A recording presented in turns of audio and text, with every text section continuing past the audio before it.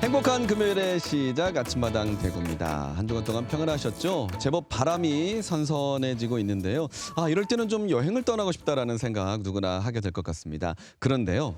멀리 갈 것 없이 가까운 대구에서 전 세계를 여행할 수 있는 기회가 있습니다.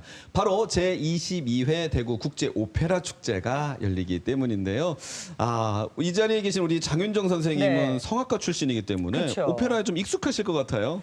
익숙한데 주인공을 한 번도 못 해봤다는 슬픈 이야기군요. 네, 저만의 비하인드 스토리가 있죠. 근데 즐겨 하죠. 왜냐하면 오페라는 일단 그 웅장한 그 오케스트라 연주에 맞춰서 무대를 그 압도하는 우리 성악가들의 그 목소리에 네. 푹 빠져 있다 보면 정말 감동이 온몸에 전해지거든요. 근데 그 오페라 안에는 보면 왜 그런 거지?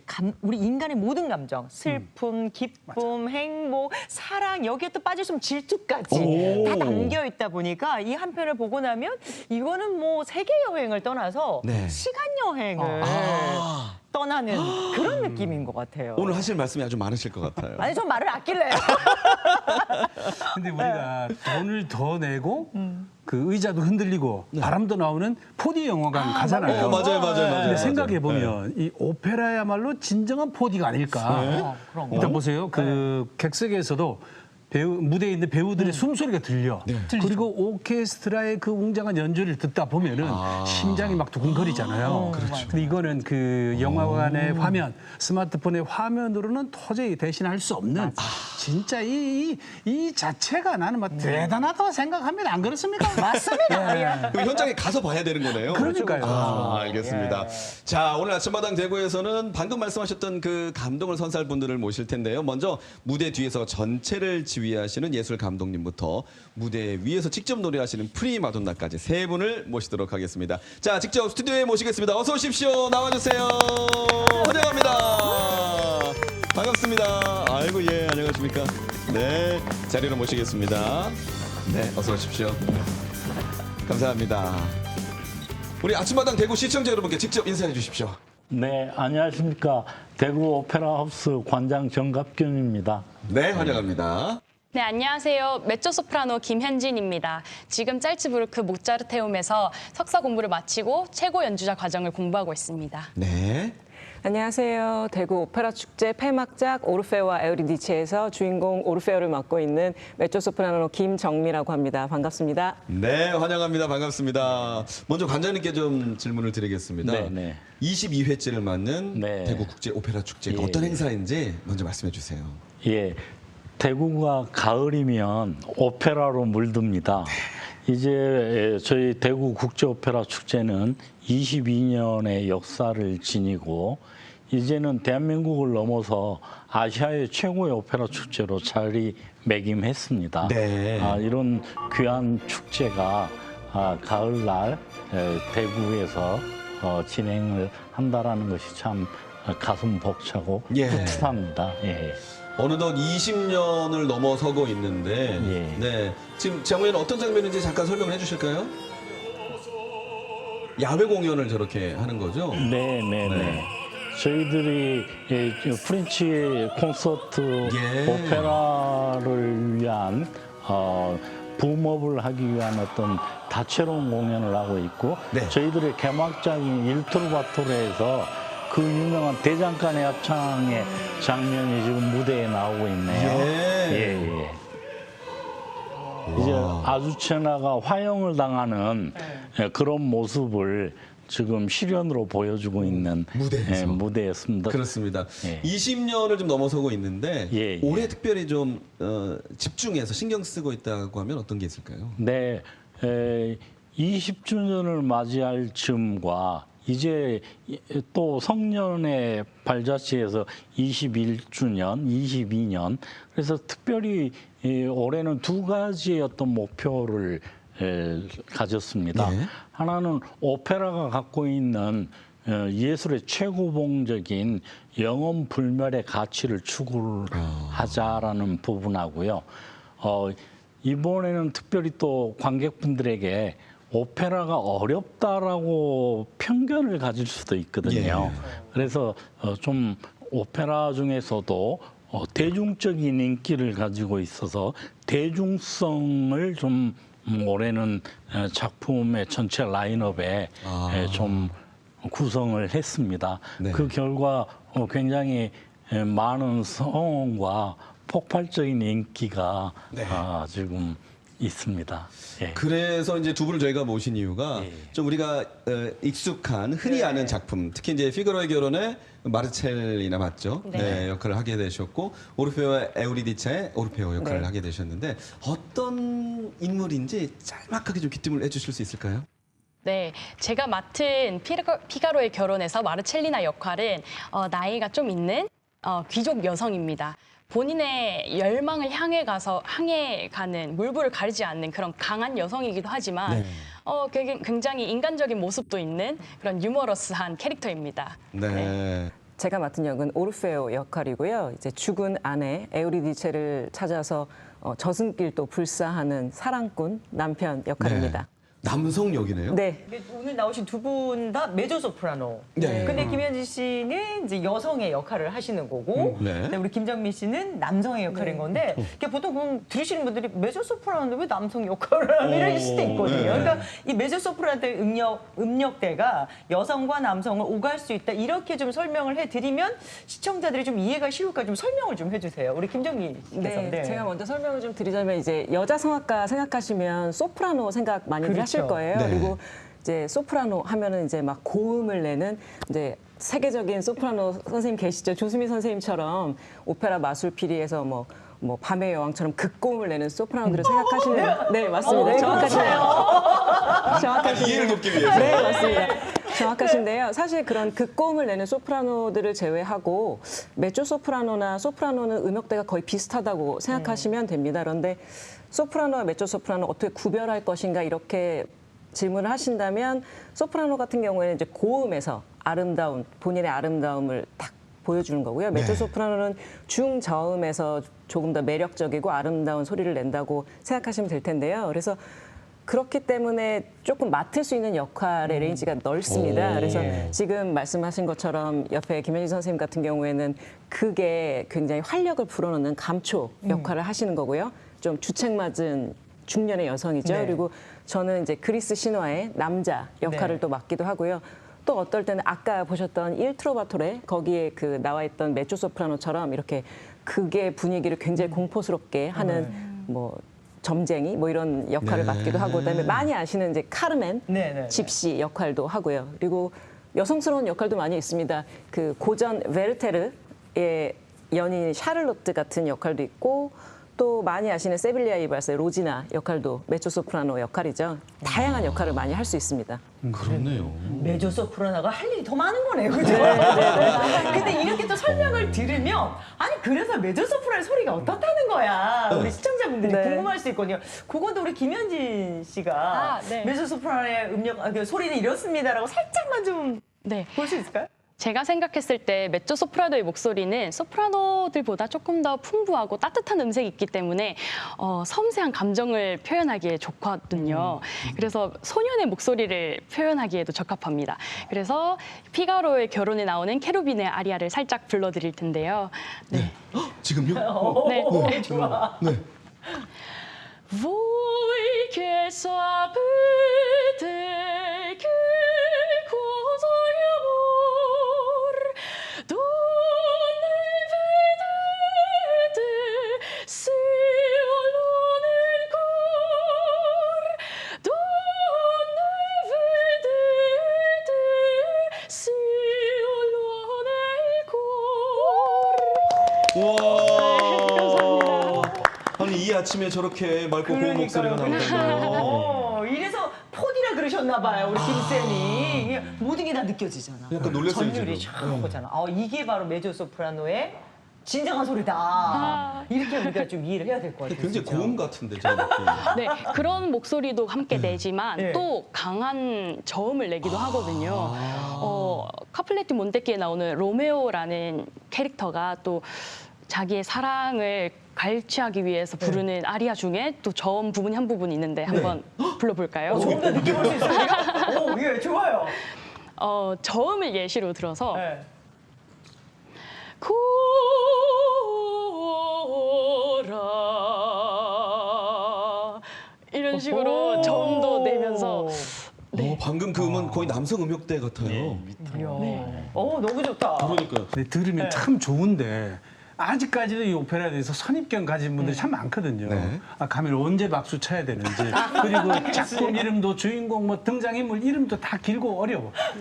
그러니까 이거 괜히 내가 가서 모르는데 그 가서 힘들지 않을까 누가 되지 않을까 이런 걱정을 하신 분이 많이 계시는데 오늘은 꿀팁 하나가 아니고 세 분이 각기 하나씩 오페라를 100% 재밌게 즐기는 꿀팁 한 개씩 좀 부탁을 드릴게요. 우리 감독님부터 한번. 네. 예, 오페라를 즐길 수 있는 여러 가지 방법이 있습니다. 이 오페라는 음악과 드라마가 결합된 부분이고요. 결국은 그리스 희비극부터 시작을 해서 오페라가 생겨났고 그다음에 뮤지컬이 생겨났거든요. 같은 줄기를 갖고 있어요. 네. 그래서 조금 소설을 이해하듯이 문학을 이해하듯이 조금 작품의 줄거리라든지 제목 이런 부분들을 조금만 생각해보고 오신다면 굉장히 어떤 작품을 보시기에 좋을 것 같습니다. 그다음에 특별히 저희 대구 오페라 하우스는 공연 시작하기 전에 프리마델라 프리마 그 이전에 오페라 그 작품에 대해서 강연을 한 30분 동안 짧게 오페라 살롱에서 우리나라 최고의 어떤 음악 평론가 분들이 오셔서 이렇게 설명을 해주시거든요. 그 프로그램을 이용을 하셔도 오페라를 이해하시는데 보시는데 굉장히 도움이 될 것 같습니다. 해설이 있는 오페라군요. 예. 너무 좋습니다. 그럼 미리 좀 공부를 하고 가야지, 그죠? 그렇죠. 네. 공부도 안 하고 공부도 안 하고 모른다고 할 거야 그러고. 네, 또 하나 더 팁 좀. 네, 아무래도 유럽권 언어와 문화로 바탕으로 쓰여졌기 때문에 당연히 어려우실 것 같아요. 하지만 정말 유명한 곡들이 많거든요. 특히 피가로의 결혼에서는 정말 아름답고 유명한 명곡들이 많기 때문에 주요 아리아들을 한 번씩 들어보시고 오셔도 훨씬 재밌게 즐기실 수 있을 것 같습니다. 네. 역시 예술이네. 네, 역시 아는 노래가 나오면 뭔가 맞아요. 친근하거든요. 맞아요. 좋은 꿀팁이에요. 네. 뭐 저도 결을 같이 하는 얘기인데요. 아무래도 이제 이게 외국어로 쓰여 있고 또 줄거리가 뭐 단순한 것도 있고 복잡한 것도 있기 때문에 오시면 자막 보셨다가 맞아요. 자막 보셨다가 이러다가 결국엔 놓치시거든요. 맞아요. 그래서 말씀하신 대로 예습이 조금 필요하고요. 이 관장님께서 말씀하셨듯이 공연 바로 직전에 해주시는 강의도 있고 그다음에 대구 오페라 축제 같은 경우에는 이 축제 공연작들을 미리 그 전문 평론가분들께서 특별 강연을 해주시는 그런 게 있다고 들었어요. 그래서 프리마 델라 프리마라고 상연작들에 대해서 알아보고 또 평론가분들이 심도 있게 그 얘기를 해주시거든요. 그래서 그런 강연을 한번 듣고 무대를 보신다면 굉장히 즐겁게 무대를 즐기실 수 있을 겁니다. 네, 역시 그냥 딱 그 시간 가가지고 요 공연만 딱 보고 잘 어려워 모르겠어가 아니라 미리 그 전부터 맞아요. 관심을 갖고 좀 준비하면 더 이해하기가 쉽다는 말씀이네요. 그리고 우리 생활 속에서 TV 광고에 네. 나오는 그 음악 중에 이미 그 오페라에 나오는 곡들이 많아요, 그죠? 많죠. 네, 가전제품 파는 회사 광고도 그렇고 들어보면 아는데 우리가 집에 겁먹어서 그래. 네. 알겠습니다. 자, 이제 한 분씩 직접 좀 자세히 말씀을 나눠볼 텐데요. 먼저 총사령관 정각균 관장님 말씀부터 듣겠습니다. 앞서 이제 올해 그 축제 주제가 영원이라고 하셨는데 이 주제를 통해서 관객들에게 무엇을 남기기를 원하시나요? 예. 예술에 대한 어떤 감동을 선사하고 싶습니다.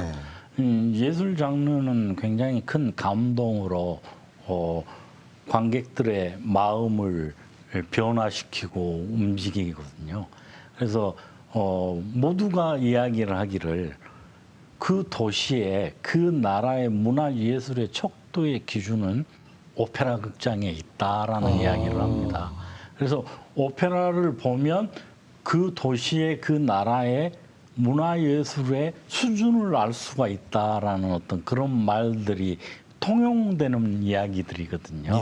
그래서 그런 부분들에도 오페라의 어떤 이 귀중한 가치의 자산을 관객분들한테 전달하는데 힘을 쏟고 그 부분에 가장 중점적으로 네. 이번 오페라 축제를 꾸미면서 준비를 하고 해 나가고 있습니다. 네. 예. 우리가 22회 대구 국제 오페라 축제를 네네. 딱 처음 접하게 되는 게 아무래도 포스터더라고요. 예. 근데 이번에 포스터를 보니까 굉장히 인상적인 게 네네. 마치 그 이렇게 수묵 아니면 먹, 예. 숲 이런 예. 느낌으로 만들어 주셨는데 네네. 현대미술가 이배 작가님과 함께 네, 협업을 맞습니다. 하셨어요. 그러니까 시각 예술과 공연 예술을 이렇게 협업하시게 된 특별한 계기가 있으실까요? 예, 저희 작품을 드러낼 수 있는 첫 번째 관문이라고 할 수 있는 포스터라든지 인쇄물에 그런 작가의 혼과 콜라보를 하고 싶었습니다. 그래서 대구 출신 이배 작가님을 저희들이 모셨어요. 특히 이배 작가의 작품은 굉장히 동양적이고 정서적이고 미니멀하면서도 한국의 어떤 그 정서가 가득합니다. 그 다음에 그 순묵에서 보여지는 어떤 그 색감의 어떤 예술적인 가치 이런 부분들이 결국은 가장 한국적인 부분이 가장 세계적이더라라는 부분을 몸소 실천하고 계시는 작가분인데요. 그래서 오페라와 이배 작가님의 예술의 콜라보가 하나의 형성이 되고 거기에서 또 다른 어떤 축제 예술적인 가치가 생겨나는 것 같습니다. 예. 이제 이해가 확실히 됩니다. 네. 보시면서 많은 분들이 어머 오페라 벌써 많이 놓친 거 아니야? 막 이러시는 분들이 있을 것 같아요. 왜냐면 예, 예. 벌써 오페라 축제가 중반부로 좀 넘어섰잖아요. 예, 예, 예. 그러면은 얼마나 이제 작품이 남아 있는지 오페라가 몇 작품이 남아 있을까요, 지금? 이제 오늘 저녁에 24일 휴가로우 결혼 네. 인터내셔널 프로덕션인데요. 대구 오페라 하우스가 제작하는. 그래서 모차르트의 그 유명한 오페라 휴가로우 결혼이 이번 주에 공연됩니다. 그중에서 여러분도 잘 아시는 영화 쇼에 나오는 쇼생크의 탈출에 나오는 네네네. 편지의 이중창이 있잖아요. 네. 그 노래가 바로 휴가로우 결혼에 있는 예. 이중창이기도 합니다. 그 다음에 연이어서 대구를 중심으로 해서 지금 대구의 간송미술관이 네. 새로 왔고요. 그 중에는 굉장히 귀중한 예술의 자산들이 있죠. 거기에서 특별히 저희들이 눈여겨보는 게 신윤복의 미인도. 파리에 가면 모나리자가 있는데요. 네. 대구에 오면 미인도가 있다. 이걸 표현하고 싶었어요. 예술적인 가치로. 그래서 이걸로 이제 현재와 미래를 이끌어 나갈 수 있는 창제작 오페라를 저희들이 제작을 해서 올해는 특별히 콘체르탄테 형식으로 공연이 남아 있고요. 그 다음에 마지막 폐막작으로 이번에 유럽의 에스토니아 사레마 오페라 페스티벌의 참가작이기도 했던 작품인데요. 글루게 오페라 오르페오 에우리디체가 남아 있습니다. 물론 거기에서 주인공인 오늘 오르페오 역을 맡으신 우리 메조소프라노 네. 김정미 선생이 지금 저희들하고 함께하고 맞습니다. 있거든요. 그래서 굉장히 아름다운 작품입니다. 예. 그 방금 말씀하셨던 그 대구표 오페라의 제작기도 조금 살짝 들려주십시오. 오페라가 처음 이탈리아 피렌체에서 생겨날 때에 피렌체의 카메라타라는 모임에서 오페라가 생겨났어요. 네. 그래서 저희 대구 오페라 하우스도 야망 있게 5년 전에 네. 바로 오페라 카메라타를 만들어서 거기에서 현재 속에서 미래를 이끌어 나갈 수 있는 새로운 신작 오페라들을 지금 개발을 하고 있습니다. 첫 번째 결실을 가졌고요. 이번에 신윤복의 미인도가 두 번째고요. 또 세 번째 작품이 올해 12월에 저희들이 쇼케이스로 준비를 하고 이런 부분에서 준비가 되어지고 있습니다. 네. 예. 그러니까 이게 단순히 국내에만 머무는 게 아니라 네네. 제가 알기로는 또 에스토니아 사레마 사레마. 오페라 예, 축제에서 또 우리 대구표 오페라와 함께 네네. 우리의 한국의 오페라를 오페라를 선보이신 걸로 알고 있는데 네. 함께 또 참여하지 않으셨습니까? 네, 제가 다 함께 갔다 왔습니다. 그때 이 K 오페라가 유럽을 울렸다라는 평가를 받은 걸로 알고 있는데 예. 그때 소감도 좀 말씀해 주십시오. 네, 에스토니아 사레마 오페라 페스티벌, 특히 오페라 에스토니아는 동화의 나라처럼 아름답고요. 유네스코 문화유산의 도시이기도 합니다. 그래서 북유럽의 정치를 가장 느낄 수 있는 도시 중에 한 군데고요. 거기에서 저희 대구 오페라하우스에서 만들어지는 와, 오페라가 진짜 동화 같은 나라 맞네요. 예. 네, 현재의 모습인데 어머. 설명을 좀 같이 해주십시오. 네, 저희들이 에스토니아 사레마 오페라 페스티벌을 준비해가는 과정에서 네. 조금 전에 립세션이라든지 그다음에 우리 한국의 어떤 전통어를 가질 수 있는 부분, 네. 그다음에 에스토니아 대사님과 제가 예. 축제를 소개를 하기도 하고요. 그다음에 많은 어떤 국내의 오페라 애호자미 관계자들이 함께하고 저 작품은 또 윤희상 오페라의 심청의 한 작품인데요. 네. 물론 제가 또 연출가로서 활동을 했고 오페라 나비 부인, 그다음에 이번에 보실 오페라 오르페 에우리디체 장면입니다. 예. 이렇게 그 북유럽의 가장 중요한 극장에서 저희 대구표 오페라가 자그마치 3편이나 공연되어졌다는 거죠. 그래서 참 동화의 나라에 진입을 해서 네. 가 있는 동안 굉장히 뿌듯했고 네. 설렜고 네. 참 가슴 벅찬 어떤 그런 거가 있었어요. 제가 한 25년 전에 유럽의 오페라 극장에서 처음 연출했을 때도 굉장히 큰 감동이 있었고 예. 기쁨이 있었거든요. 그런데 이번에는 그보다도 훨씬 더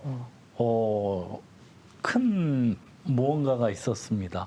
단순히 저 혼자의 힘이 아닌 우리 대구 오페라 하우스가 대한민국 오페라가 북유럽의 아주 유명한 오페라 페스티벌에 네. 참여를 했는데 한 작품도 아니고 3작품을 했다라는 그런 부분들. 그래서 전석 매진됐고요. 예. 전체 작품마다 다 기립박수를 유럽 관객들한테 받고 예. 오는. 네. 근데 에스토니아 가보셨어요? 아니요. 안 가봤죠. 에스토니아도 낯선데 사레마 섬. 예, 거기는 에스토니아. 진짜 오늘 처음 듣는 곳인데 예. 그 쉽지 않은 여정이었을 것 같은데 어떻게 그 다녀오신 소감이 오페라 주인공이 모험을 떠나는 것 같은 그런 기분이셨습니까? 어떠셨어요? 예, 당연하죠. 그 이미 3년 전부터 이 대구의 오페라의 여행을 준비를 했고 그 다음에 자그마치 150명의 스텝 출연진 우리 합창단 오케스트라까지 다 갔거든요. 야. 그분들이 비행기를 열 몇 시간을 타고 북유럽에 도착을 해서 그 예술로서의 생을 살아가는 데 있어서 굉장히 어떤 중요한 가치를 맞아요. 발산했고 예. 또 기억에 남을 수 있고 서양의 오페라가 한국에 왔는데요.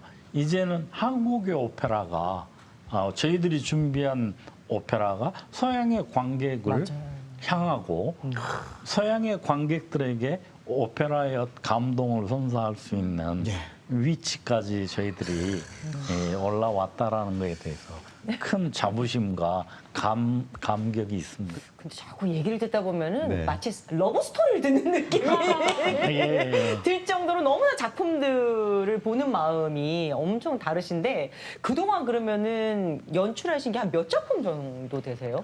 뭐 제 생각으로는 한 200작품 된다고 보는데요. 네. 기록적으로는 한 150여 편 이렇게 이야기를 하고 있습니다. 국내외에서 네. 유럽에서도 꽤 몇 작품을 제가 연출했던 경험이 있고요.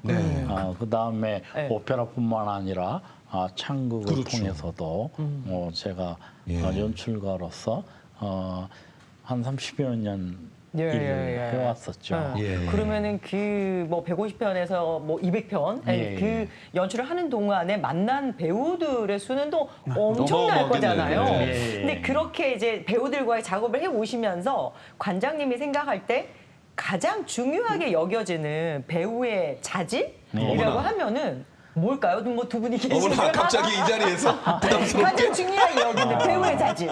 네. 배우의 자질 중에서 네. 제일 중요한 것은요. 타고난 특히 성악가들은 타고난 목소리도 참 중요하지만 예. 그거보다는 그의 내면에 갖고 있는 인간적인 어떤 마음가짐이고요. 그다음에 작품을 대하는 태도, 그다음에 작품에 몰입해가는 과정을 성실히 하고 있는 그 부분이 가장 중요한 것 같습니다. 순간적으로 반짝하다가 굉장히 재능은 있지만 어느덧 보이지 않는 분들이 많거든요. 네. 근데 방금 제가 이야기했던 그런 인성 속에서 꾸준함 속에서 정말 성실히 준비를 해나가고 자기 자신을 대하듯이 귀히 오페라를 여기면서 일을 준비하는 그런 부분이 성악가로서 오페라 예술가들로서 가장 첫 번째 가져야 될 덕목이 아닌가 생각합니다. 끈기. 네. 예. 저는 2년 전에 관장님을 뵙고 말씀 들을 때 네. 솔직히 처음에 어떤 생각이 들었냐면요. 예. 좀 답답했습니다. 말씀을 너무 천천히 하시니까 근데 오늘은 좀 빠른가요? 아니요 똑같습니다. 아, 그래요? 근데 저는 오늘 말씀 들으면서 느낀 게 예. 감독님 말씀하시는 게 이게 오페라다. 예. 짧은 시간에 뭔가 감동을 주고 이런 건 아닌데 가만히 듣다 보면은 빠져들게 되는 맞아. 이게 오페라가 아닌가. 감독님 말씀이 딱 그래요. 처음에 들을 때는 좀 빨리 하시지 했다가 이야기 속으로 빠져들었는데 이게 오페라가 아닌가 생각이 드는데 우리 감독님은 예전에 연출가에서 또 예술감독 관장님으로 지금 5년째 예, 대구 예. 오페라 하우스를 이끌고 계시잖아요. 네. 좀 생뚱맞은 질문인데 그러면 창작의 고통과 행정의 어려움 어떤 게 더 힘드신가요? 아 예리한 질문이다. 그 결이 좀 다릅니다. 네. 창작의 고통은 그 말대로 어떤 신부가 한 여성이 새로운 어떤 생명을 잉태해내는 그리고 출산의 아픔을 지내서 말을 좀 빨리 하고 있죠. 버텨내는 그런 어떤 감이 있어요. 그런데 예술감독으로서 관장으로서 행정가로서의 역할은 훨씬 더 다양합니다. 그 모든 부분들에 대한 미장센을 다 준비를 해야 되고요. 그다음에 가장 중요한 게 역시 인간들의 속성을 이해를 해서 전체 하나로서 화모니를 이루어 줄 수 있는 그 부분이 가장 초점을 맞춰야 된다라는 게 가장 중요하다고 생각합니다. 그래서 그래도 저는 연출이 좀 편해요. 되게 답변이 됐습니다. 예. 아니 제 생각에는 이렇게 보면서 오페라 연출가를 꿈꾸는 분들도 분명히 또 관심을 갖고 볼 거란 말이에요. 예. 그분들에게 미래 오페라 연출가를 꿈꾸는 분들에게 해줄 수 있는 조언이 있다면 관장님은 어떤 조언을 해주고 싶으세요? 그 자기 내면의 세계를 구축하는데 주저하지 않고 본인이 많은 사색을 갖고 있고 고민이 많고 그런 부분들이라면 오페라 연출도 한번 도전해 볼 수 있습니다. 혼자만의 이 고독한 시간과 연구해야 될 시간이 굉장히 강하거든요. 그다음에 그 시간을 길게 해야 돼요. 그다음에 처음에는 빛도 없고요. 그다음에 길도 안 보입니다. 그것을 아까 제가 모셨던 지휘자 선생님이 한 분 계시는데요. 그분이 제가 한창 공부할 때 그런 이야기를 했거든요. 돈 벌려고 하지 마. 그러면 좋은 연출가 될 수 없어. 그랬거든요. 근데 나중에 돈이 생길 거야. 그런데 정말 한 50 넘어가니까요.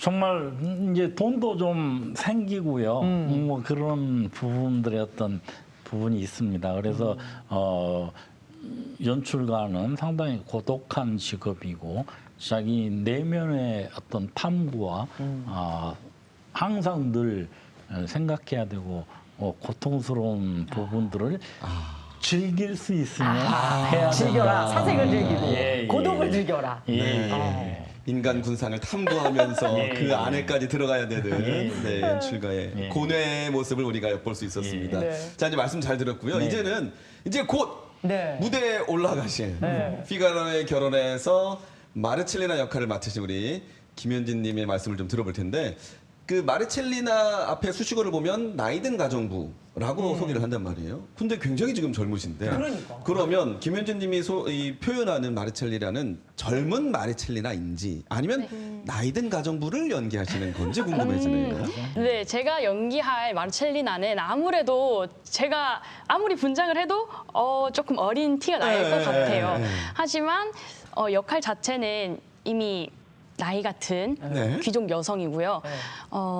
제가 나이가 그만큼 들지 않았고 그 인물이 겪은 일을 함께 겪진 않았지만 제가 그 인물이 가진 감정은 제가 느껴봤던 것 같아요. 그래서 무언가를 굉장히 원했던 감정 그리고 누군가를 굉장히 질투했던 마음 그리고 누군가를 무조건적으로 지지하고 응원하는 마음 그런 마음들은 제가 가졌던 마음이기 때문에 거기를 모티브 삼아서 인물이 되어가고 있습니다. 아, 네. 그렇군요. 기대가 됩니다. 근데 지금 네. 우리 그 피그로의 결혼이 첫 역할이 아니시잖아요. 네. 그렇죠? 어떤 역할을 앞서 하셨죠? 또 아까 네. 앞서 불러드렸던 아리아의 주인공인 케루비노 역할도 했었고요. 네, 네. 이번에는 마르첼리나 역할을 또 맡게 되었습니다. 그 케루비노는 남성 역 네, 소년 있잖아요. 역할이에요. 그렇죠. 네. 그렇게 한 작품 안에서 다양한 역할을 맡는 기분은 어떠신가요? 네. 제가 케루비노도 해보았고 마르첼리나도 해보았는데 저는 이 작품을 볼 때 인물의 시선으로 작품을 보게 되거든요. 그래서 다양한 시선으로 피가로의 결혼을 볼 수 있게 되어서 제가 이 작품을 훨씬 더 가까이 느끼고 즐길 수 있는 혜택을 받은 것 같습니다. 네. 근데 그런 일이 좀 보편적인가요? 한 작품 안에서 이렇게 다양한 역할을 맡는 게? 한 메조 소프라노라서 이렇게 또 할 수 있는 특권이기도 한 것 같아요. 나니까. 나니까. 그 얘기였어요? 나니까. 나니까. 설명을 좀 해주세요. 연습 장면인가 봐요. 네, 저희 지금 글로벌 영아티스트들이 다 모여서 이렇게 연습을 하고 있습니다. 예. 어디 계신가요? 이제 결혼식 저기 계신가요? 장면이고요. 제 남편을 찾았네요, 제가. 네, 결혼식 장면을 연습하고 있습니다. 이 장면은 네. 수잔나와 피가로가 신혼방을 꾸미는 장면이고요. 역시 볼거리가 다양합니다. 네, 맞습니다. 예전에 공연이 되었던 작품. 그렇죠. 네, 비디오고요. 이번 공연도 기대가 됩니다. 근데 이렇게 공연을 하면은 사실 중요한 게 이 같은 그 공연 구성원들의 호흡이 있잖아요. 우리가 흔히 요즘 이제 케미라는 말을 많이 하는데 케미가 좋아야 되는데 이번 피가로의 결혼의 팀들은 어떻게 케미가 좋은가요? 어때요? 네, 저희 글로벌 영아티스트 프로젝트로 이제 관장님께서 저희들을 모아주셨는데요. 저희들이 총 8개국에서 모였어요. 그래서 불가리아, 그리고 러시아, 캐나다, 스페인, 이탈리아, 슬로베니아 이렇게 다양한 국가에서 친구들이 모였는데 다 모국어가 다르고 그렇죠. 네, 쓰는 말이 다르고 표현하는 방식도 다르지만 저희가 한 작품 안에서 한 작품을 잘 표현하기 위한 마음으로 모두들 머리를 맞대서 함께 고민하고 만들어가고 있습니다. 와. 네. 아니 그런 마음은 알겠는데 우리가 하나 이 작품 위해서 열심히 하자 이건 알겠는데 네. 나라가 8개면은 어떻게 통역하시는 분이 8분 와야 돼요? 어떻게 소통을 합니까? 일단은 기본적으로 영어로 소통을 하고 있고요. 그리고 이태리 친구들도 많이 왔기 때문에 연출가 선생님은 이태리어로 이렇게 소통을 하시고 계세요. 네.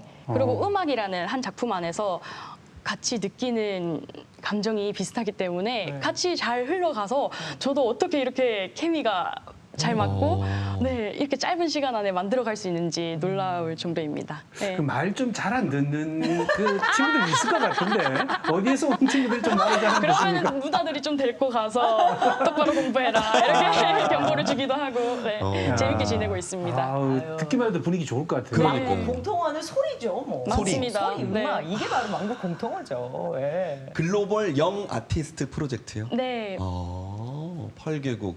자, 근데 김현진 성악가님은 지금 이 대구 오페라 축제와 깊은 인연이 있는 것으로 또 알고 있거든요. 아, 저는 대구에서 쭉 나고 자란 대구 키즈로서 네. 네, 어렸을 때부터 대구 오페라 축제를 항상 보러 왔었어요. 하긴 22년이 됐으니까요. 네. 네. 그 제가 잊지 못하는 순간이 있는데 제가 고등학교 2학년 때 베르디의 운명의 힘을 봤었습니다. 그때 처음으로 온몸에 전율이 돋고 아 이게 오페라구나. 베르디의 음악과 성악가들의 노래와 그 예술적인 가치가 정말 제 온몸으로 느끼게 되었었거든요. 그때 제가 나 저렇게 노래하고 싶어. 저렇게 무대 서는 오페라 가수 되고 싶어. 결심을 했었습니다. 네. 와. 참고로 그 운명의 힘 이야기라니까 네. 제가 연출한 작품이네요. 그 당시에요? 네. 몇 년도쯤 됐을까요? 고등학생 때면? 그때가 2012년도, 13년도. 네. 와. 정말 네. 아니 그때는 이 관장님을 잘 모르실 때였을 거 아니에요? 전혀, 모르. 네. 그러면 고등학생의 입장에서 동경했던 그 무대에 서게 되는 소감은 또 어떨까요? 정말 꿈 같습니다. 네. 제가 어렸을 때부터 바라왔던 무대를 제가 이곳에서 뛰어다닐 수 있고 노래를 부를 수 있고 누빌 수 있다는 게 제가 관객석을 쳐다보는 그 감정이 정말 매번 벅차오르는 것 같아요. 네. 와, 아니 그 반대로 말씀드리면 관장님께서도 굉장히 새로우실 것 같아요. 네. 그냥 이렇게 나는 그냥 연출하고 지나갔는데 어느 날 그때 저 그 공연 맞아, 봤어요. 맞아. 그리고 지금 처음 꿈을 이뤘어요. 들었습니다. 정말요? 네. 우리 김현진 메조소프라노가 제가 연출했던 운명의 힘을 보고 그런 마음을 가졌다라는 것을 오늘 방송에 나와서 처음 들었었는데 보람이 있으시겠습니다. 네. 새겨 지나가고 있습니다. 제 작품이. 예. 그러면 이제 김현진 성악가님은 이제 어떻게 보면 계속 앞으로 설 무대가 더 많으실 거 아니에요. 내가 해보고 싶은 꿈의 무대나 역할이 있다면 어떤 게 있을까요? 네, 저는 카플레티 몬테키에 나오는 로메오 역할을 꼭 오페라 극장에서 올려보고 싶습니다. 제가 이 작품에서 가장 또 잊지 못하는 순간이 있었는데요. 제가 짤츠부르크에서 유학하는 시절에 이 작품을 졸업 작품으로 올렸는데요. 네, 그때 이제 로미오와 줄리엣이 죽고 오케스트라 연주가 끝나고 오페라 막이 내렸는데 관객들이 아무도 박수를 치지 못했어요. 거의 한 10초 이상. 근데 그 감정이 정말 모두가 감동적이고 함께 호흡하고 네, 숨을 죽이고 있는 거죠. 함께 몰입을 해주셨기 때문에 쉽게 박수가 나오지 못했었던 순간인데 그 순간에 제가 진심으로 그 인물이 되었구나라는 체험을 했습니다. 그게 졸업 작품. 네. 근데 이제 또 새로운 오페라 무대에서 한 번 더 그 역할을 맡게 된다면. 네, 정말 꿈의 순간일 것 같아요. 알겠습니다. 말씀 잘 들었고요. 자, 이제는 오페라 에르페와 에우리디체의 에르페 역할을 맡으신 분이십니다. 우리 김정미 성악가님 말씀 들어볼 텐데요. 먼저 오페라에 대한 설명을 짧게 부탁드려도 될까요? 제가 공연하게 되는 글루게 오페라 오르페오와 에우리디체는 그리스 신화에 나오는 음악가 오르페우스와 그의 아내 에우리디케의 얘기를 바탕으로 하고 있고요. 네. 내용을 어디까지 말씀드려야 될지 모르겠어요. 관장님한테 허락을 받고 너무 다 말씀드리면 그렇죠. 맞네요. 거네요. 약간 그죠? 그 유료 결제 전에 무료 네. 미리 듣기 같은 네. 느낌으로만. 네. 네. 제 와이프가 죽고 네. 그 와이프의 죽음에 너무 슬퍼하고 또 와이프에 대한 사랑을 제가 막 노래합니다. 그래서 제 모습을 본 신들이 거기에 감복을 하셔서 사랑의 신 아모르가 저에게 기회를 한 번 더 줍니다. 저승에 있는 아내를 이승으로 데려올 수 있게. 그래서 제가 이제 목숨을 걸고 저승길로 떠나면서 네. 펼쳐지는 벌어지는, 이야기인데 극장에 네. 와서 봐주시기 바랍니다. 자, 이제 극장인 무대의 모습입니다. 이거는 어떤 어떤 무대인가요? 장면일까요? 이건 이제 첫 장면이고요. 이제 네. 저희 와이프의 장례식 장면인데요. 이제 처음에 무대 위에서 시작하는 게 아니라 객석에서부터 걸어 나오는 스포가 되었네요.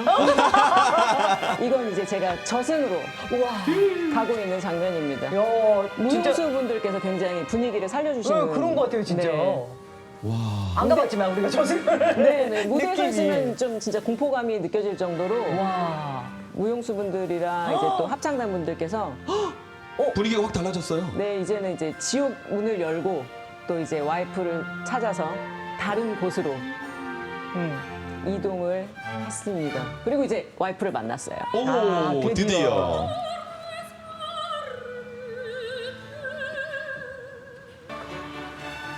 그리고 이 결말이라고 말씀드리면 안 되는데 행복한 마무리가 행복하게 살았답니다. 네, 행복하게 살았답니다. 해피엔딩입니다. 네, 아니 근데 그 이제 말씀 속에 그 오르페오는 어쨌든 남편의 네. 역할이라고 하셨잖아요.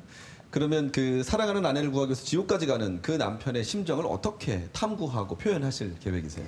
결국에 제가 하는 오페라는 사랑에 대한 얘기거든요. 그래서 제가 저승의 와이프를 구하러 간다는 얘기는 목숨을 내놓는다는 거고 결국 그거는 이제 조건이 없는 무조건적인 그리고 굉장히 헌신적인 그런 사랑을 얘기하는 그런 오페라입니다. 그래서 결국에는 사랑 이야기예요. 인간의 가치, 사랑 그런 얘기죠. 근데 같은 작품, 같은 배역이라도 어떤 사람이 맞느냐에 따라서 이 느낌이 확 달라지잖아요. 네.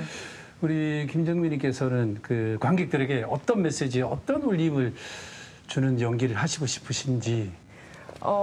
이 작품만 본다면요, 이제 결국 제가 사랑 이야기라고 말씀을 드렸는데요. 와이프의 죽음같이 정말 인간이 느낄 수 있는 최고의 절망 속에서도 제가 포기하지 않고 결국에는 기적을 이뤄내거든요. 그런데 그 기적을 이뤄내는 힘은 사랑이고, 그래서 그 인간의 사랑이 결국 인간을 가장 고귀하게 만든다. 좀 거창하게 그런 메시지를 좀 전해드리고 싶습니다. 네.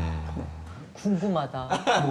김정희 성악가가 이 표현하는 오르페오는 어떤 건지 정말 안 가봐서 모르는 거잖아요. 그렇죠. 근데 이제 제가 알기로는 이렇게 그 남자 역할을 하는 거를 바지역이라고 네, 맞습니다. 한다고 하는데 이 바지역이라는 게 정확히 어떤 역할을 다 그렇게 표현을 하는 건가요, 이 얘기를? 바지역이라고 하면 말 그대로 여성 성악가가 남자 역할을 하는 거예요. 그래서 짧게 설명을 드리자면 이제 18세기 이전에 카스트라토라는 남자 예. 성악가들이 있었습니다. 그 변성기 이전에 소년들의 목소리가 아주 맞아요. 예쁘잖아요. 그 목소리가 변성기를 거쳤지만 좀 비인도적이고 네. 인공적인 방법으로 그 목소리를 유지하는 거죠. 그래서 남자 성악가지만 고음을 내고 막 엄청 화려하게 소리를 내서 당대 인기가 굉장히 많았습니다. 영화 파리넬리 네, 맞아요. 기억하실까요? 네. 거기에 나오는 주인공 같은 기절하잖아요. 건데. 막 손 내고. 네. 그런데 이제 시대가 이제 바뀌면서 그런 행위가 이제 비판을 받고 결국 법적으로도 금지가 돼서 그 역할을 할 사람이 필요했었어요. 그래서 가장 카스트라토와 비슷한 음색을 가진 게 메조소프라노였고 아주 자연스럽게 메조소프라노가 지금 제가 하고 있는 신화 속 인물이라든지 아니면 미성숙한 남자 예. 역할을 이렇게 이어받게 되고 그게 현대 바지 역이 되었습니다. 이제 와이프가 떠난 슬픔을 절절하게 김정희님이세요? 표현. 네, 접니다. 어머, 우와. 이제 와이프를 찾아서 저승에 가겠다는 다짐을 하는 장면이고요. 제 모습을 보니까 창피하네요. 이제 지옥의 성난 신들과 영혼들이 이제 저를 괴롭히는 장면입니다. 산 사람이 지옥에 왔기 때문에 그렇죠. 그리고 가장 유명한 아리아이고요. 아내를 또 잃게 돼요. 그래서 또 슬프게 오늘 스포를 많이 하시는데 큰일 났네요. 큰일 났네요. 네. 물론 이제 음역대가 다양하다 보니까 맡게 되는 역할도 많으시겠지만 그 중에도 특별히 잘 어울리는 역할이 있다라는 이제 그 말씀들을 하실 텐데 김정민 성악가님 유난히 또 남성 역을 많이 하시는 걸로 알고 있고 네. 또 잠깐 얻어봤지만 표정이 굉장히 풍부하세요. 그래서 내가 표현하는 어떤 남성의 역할은 좀 어떤 차별화가 돼 있는지 궁금해요. 이게 뭐 어떤 이유가 있어서 제가 바지역을 많이 맡았던 건 아니고 네. 어쨌든 메조소프라노 역할 중에 바지역이 많았고 제가 운이 좋게 바지역을 많이 하게 됐습니다. 근데 뭐 객석 반응이 좋았어요. 그래서 또 저도 애정을 갖고 더 하기 시작했는데 어쨌든 아까 김현진 메조소프라노께서 말씀하신 것처럼 메조소프라노의 음색이 그 예전에 카스트라토와 굉장히 비슷한 면이 있다고 했잖아요. 그래서 소프라노처럼 고음을 내지는 않지만 뭔가 중저음에서 매력적이고 그렇지만 건장한 성인 남자가 내는 그런 강인함보다는 약간 뭔가 유연하고 또 약한 소리들이 있거든요. 그래서 여자가 표현하는 메조소프라노가 표현하는 남성은 뭔가 불완전함 그리고 아직 왜 그 초등학교 남자애들 보면 아직 얘가 남자야 여자야 약간 애매한 중성적인. 네 그런 것들을 아마 더 잘 표현할 수 있어서 메조소프라노가 표현하는 남성이 조금 더 그런 면으로 매력적이지 않나 싶습니다. 또 그걸 내가 제일 잘한다. 아마 그런 것 같습니다. 그게 중요하죠. 네. 뒤에서 열심히 쫓아오고 계시는데요. 아직은 제가 제일 잘하는 것 같아요. 아니, 그럼 그런 남자의 역할을 하기 위해서 어떤 뭐 특별히 연구하는 게 있습니까? 뭐 남자들에게 직접 남자들의 심리나 이런 걸 뭐 한번 들어본다든지. 근데 제가 결혼하고 나서는 가장 편하게 남편을 이용한다고 할까요? 그래서 어쨌든 제가 여자기 때문에 제 제스처는 상당히 여성스러울 수밖에 없어서요. 뭐 오르페오 같은 거 아까 보셨던 것도 자기야 나 한 번만 안아줄래요? 거울 앞에서 같이 연습해요. 제가 앉는 거랑 남자가 앉는 거랑 다르고 여기 한번 무릎 꿇어봐 줄래요? 그래서 아무래도 지금 제가 앉아 있을 때도 다리 이렇게 모으고 앉아 있는데 다리 모으고 앉아 계시지 않잖아요, 남성분들. 이제 그런 거 남편한테 물어보고요. 그다음에 이제 언제나 그렇지만 오페라 공연하면 제가 한 영상 꼭 챙겨봅니다. 그런데 특히 바지 역할 때는 더 신경 써서 보는데 관객분들도 제가 여자인 거 아시죠? 그래서 다 감안하고 보시지만 무대에서 저도 이제 빠져들다 보면 제스처가 너무 여성적으로 바뀔 때가 있어요. 그래서 영상을 보고 그런 표정이나 행동 꼭 확인해서 다음 공연할 때는 좀 배제하려고 그런 노력은 하는 편입니다. 혹시 그 남편분에게 그거는 안 여쭤보셨어요? 내가 떠나면 나 구하러 저승까지 올래? 뭐 물론 그런 질문이 필요 없는 관계이긴 하지만 물어보긴 했어요. 그런데 뭐 이제 저희 신랑도 아름다운 결혼 생활을 위해서 당연히 간다고 얘기했습니다. 아주 현명한 남편이 네, 주셨네요. 아니 보통 이제 우리 영화 배우들이 인터뷰하는 걸 보면 보통 이제 약간 남자의 역할을 한다거나 이럴 때 보면 거기에 빠져들다 보면은 내가 그 무대 밖으로 나와서도 필름 밖으로 나와서도 약간의 그런 남자의 어떤 습관이 남아있다고. 나온다고 네네. 얘기하는 배우들이 있거든요. 혹시 우리 성악가님도 남자 역을 많이 하시니까. 네, 그런데 이제 사실 이 오르페오 같이 성인의 역할보다도 저는 사실은 이제 아까 말씀하신 피가로의 결혼 속의 케르비노 같이 약간 미소년 역할을 많이 하는 편이에요. 그런데 사실 그 무대 밖이랑 무대 안에 그 캐릭터가 혼동되거나 그 정도는 아닙니다. 네. 그 성악가분들 얘기 들어보면 네. 타고나는 거다라는 말씀 많이 하시더라고요. 네. 그러니까 뭐 나의 음역대가 어차피 타고나는 거다. 그러니까 그러면 우리 김정민 성악가님은 나는 음악을 처음부터 하고 싶었고 오페라 하고 싶었고 나는 메조소프라를 타고났다인지도 궁금해요. 뭐 꼭 오페라 성악 이러기보다는 어릴 때부터 노래하는 사람이 되고 싶기는 했어요. 그래서 저 어렸을 때 제가 초등학교 가기 전에는 그 어린이 동요 대회 이런 거 네. 굉장히 유행했었거든요. 맞아요. 그래서 거기서 이제 뭐 나오는 노래들이 되게 히트했었어요. 그래서 왜 응답하라 1988 같은 데 네네네. 보면은 동네 전봇대 밑에 이렇게 평상 있고 사람들 앉아 있잖아요. 그렇죠. 그래서 초등학교 때 막 동네 아줌마 아저씨들 모여 계시면 거기 앞에서도 막 이러면서 노래하고 네. 그다음에 뭐 중학교 고등학교 때 수학여행 때는 당연히 이제 막 잘난 척하면서 앞에서 노래하고 그러다가 이제 고등학교 때 음악 선생님께서 너무 뻔한 얘기지만 어머니 좀 모시고 올래? 그래서 어머니가 또 이제 크게 걱정하시면서 무슨 사고 쳤나 그러면서 학교 오셨는데 성악 한번 시켜보시라고 그래서 이제 너무 뻔한 얘기지만 그렇게 시작하게 됐습니다. 네. 그러면서 메조소프라노를 이렇게 하시게 된 거는 그게 사실은 선택은 아니에요. 그쵸. 저희가 누구는 키가 크고 누구는 키가 작은 것처럼 어쨌든 그 네. 파트는 타고나는 부분이 있기 때문에 제가 소프라노가 되고 싶다고 소프라노가 될 수 없는 거고 누군가가 메조소프라노가 되고 싶다고 되는 건 아니니까요. 그래서 그런 부분에서 선택받았다고 생각하죠. 네. 네, 오페라 무대에서 이렇게 노래를 하시고 연기를 하시기도 하지만은 솔리스트로도 서울시향, 네. 뭐 KBS 교향악단 네, 세계 네. 유수의 오케스트라와 협연도 하셨는데 네. 그 오페라 배우로 무대에 서는 거하고 솔리스트로 무대에 서는 거하고 어떤 게 저희 떨림이 있는지 어떤 게 좀 이거는 100% 콘서트 가수일 때 떨립니다. 오페라 할 때는 재밌어요. 그리고 의상이랑 메이크업이랑 이런 것들이 또 무대 장치들이 저를 가려주기 때문에 조금 덜 떨리고요. 그런데 이제 오케스트라 그리고 뒤에 또 심지어 합창단이 계시면 네. 제 등 뒤에서 막 100개가 넘는 200개가 넘는 시선이 저를 쳐다보고 있는 그런 거 그리고 무대에 약간 좀 발가벗겨져 있는 느낌? 이렇게요. 네네네. 이거는 저 졸업 제가 만점 졸업했거든요. 근데 이제 학교 만점 졸업자들 중에서 이제 우수자들을 뽑아서 이제 공연을 따로 열어준 했군요. 공연이고요. 네. 이거는요? 이거는 이제 정매훈 선생님이랑 같이 KBS 교향악단이랑 했던 로시니 예. 스타bat 마테르 공연이고요. 저를 도와주는 분이 없어요. 그래서 오로지 혼자. 네, 저 혼자 있어야 되기 때문에 콘서트가 훨씬 떨립니다. 의상부터가 또 다르네요. 네네네. 모두를 이끌어가는. 네, 제가 삐끗하면 이게 어떻게 안 되기 때문에 무대가 바뀌었어요.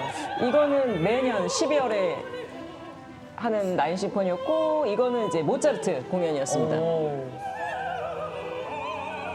다양한 얼굴을 가지신 것 같아요, 진짜. 노력해요. 네. 네. 왜냐하면은 관객분들이 그때 한번 그런 댓글을 봤거든요. 그래서 아유 김정민은 맨날 똑같은 머리에 똑같은 옷을 입고 나온다라는 댓글을 본 적도 있어요. 그래서 저는 무대에 서는 게 일상이기 때문에 그렇게 못 느꼈는데 객석에서 보실 때는 항상 좀 새로운 걸 보고 싶어 하시는 것 같아요. 그래서 오페라는 당연히 의상이 있으니까 괜찮지만 콘서트 할 때는 드레스도 바꾸고 헤어도 바꾸고 좀 노력을 하는 편입니다.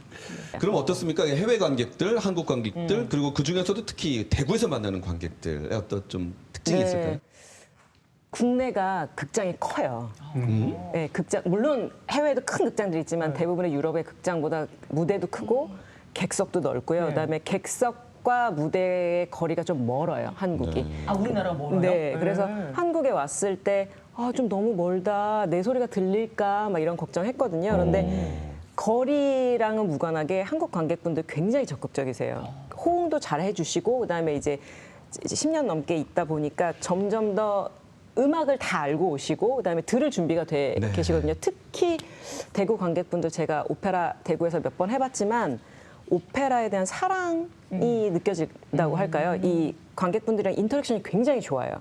네. 제 생각에는 22년이라고 관장님께서 말씀하셨는데 어쨌든 이 대구 오페라 축제가 22년 동안 쌓아온 그 유산인 것 같습니다. 네. 그렇군요. 저는 그 끝으로 교과서적인 질문 하나 드리겠습니다. 어떤 음악가, 어떤 성악가로 기억되고 싶으신지. 네.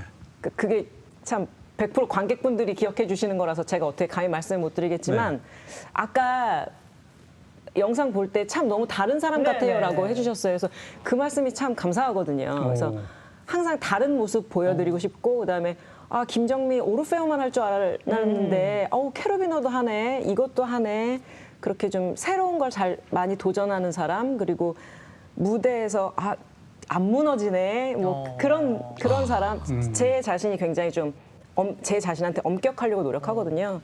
그런 게 전달이 돼서 무대에서 항상 믿을 수 있는 그런 성악가다라고 기억해 주시면 제일 감사할 것 같아요. 네. 많은 분들이 이제 오늘 이 시간을 통해서 오페라와 좀 가깝게 느껴지실 텐데 세 분께 좀 묻고 싶은 질문이 있습니다.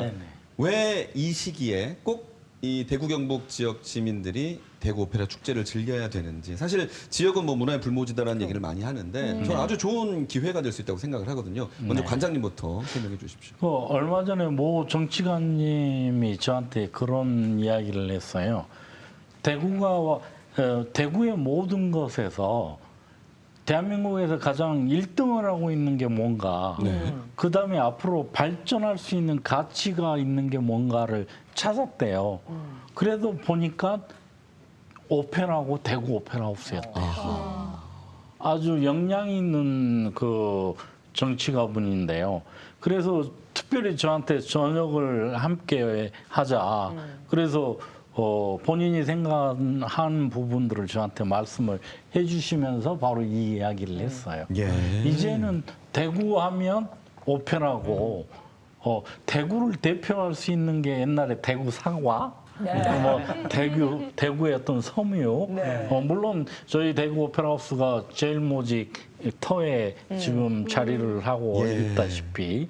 그런데 그런 분들이 대구를 사랑하고 앞으로 대구의 발전적인 부분들을 바라봤었을 때 제일 먼저 떠오르고 앞으로 지금까지 제일 잘해왔고 지원을 해줄 수 있는 부분이 바로 오페라, 대구 오페라 하우스 이렇게 이제 귀결되는 것 같은 그런 부분들이 참 대구 오페라 하우스의 종사자로서 가슴이 뿌듯했고 감격스러웠습니다. 그렇군요. 예. 네.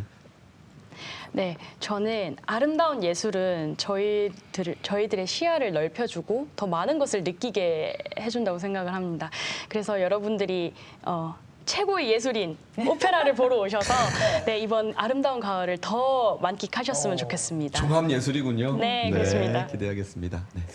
근데 제 생각에는 이제 그 대구 경북 시민분들한테 왜 대구 오페라 축제에 가야 하냐라고 질문하는 게 좀 무의미한 것 같아요. 그래서 22년 동안 쌓아오신 것들이 있고 제 생각에는 이 관객분들에게 이 오페라라는 게 뭐 하루 이벤트성이 아니라 좀 일상이 되신 것 같거든요. 그래서 매년 대구 오페라 축제에서 굉장히 화려한 잔치상을 이렇게 펼치시면 기호에 맞게 보고 싶은 것 찾아 들으시면서 그렇게 즐기시면 될 것 같습니다. 특히 폐막작. 네, 가장 중요한 폐막작에 꼭 와주시기 바랍니다. 아니 지금 제가 깜짝 놀란 게 네. 그 관람 비용이 조금 저렴하죠. 합리적인 네. 그런 거죠. 누구나 잘 찾아갈 수 다른 있죠. 저희 지자체인 대구광역시에서 모든 부분을 지원을 하고 있기 그래서 때문에 그런 거죠? 네. 결국은 대구 시민들의 세금으로 네. 저희들이 운영되는 공공성을 지니고 있습니다. 네. 그래서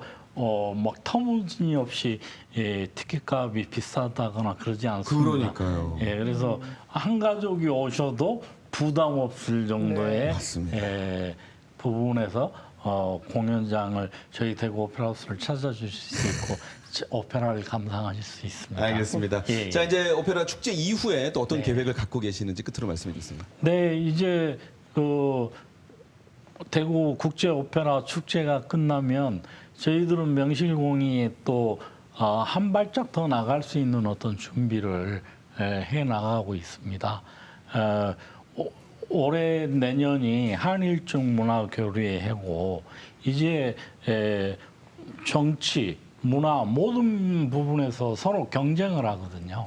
그래서 아시아의 최고의 극장인 종합극장인 중국의 국가대국원 NCPA라는 극장이 있습니다. 11개의 극장을 보유를 하고 있고요. 1년에 1200회 공연을 하는 정말 어마어마한 극장입니다. 그 극장과 저희 대구 오페라 하우스가 이제 공동 제작, 공동 배급 프로젝트를 통해서 오페라에 협업하는 일들이 시작됩니다. 그래서 겨울 동안 또 준비를 해서 내년에 함께 하고 이런 어떤 서울도 못해요.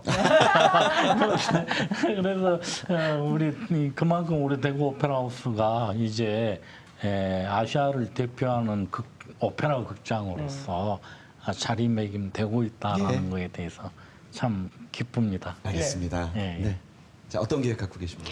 저는 잘츠부르크로 다시 돌아가서 제가 하고 있는 학업을 마저 이어나갈 예정입니다. 그리고 독일과 오스트리아에서 활동하기를 희망하면서 계속 도전할 텐데요. 네, 좋은 모습으로 다시 찾아오겠습니다. 네, 국내 무대에서 또 뵙기를 네. 기대하겠습니다. 네. 네, 저는 이제 오르페오 공연 끝나고 나서는 이제 연말이기 때문에 다 많은 콘서트들이 기다리고 있고요. 아쉽게도 대구에서는 이제 오르페오와 에우리디체의 공연이 마지막 공연일 텐데요. 뭐 관장님께서 또 불러주신다면 내년에 대구 관객들 또 뵙기를 기대합니다. 네, 오늘 세 분의 재밌는 오페라 이야기 잘 들었습니다. 감사합니다. 감사합니다. 네.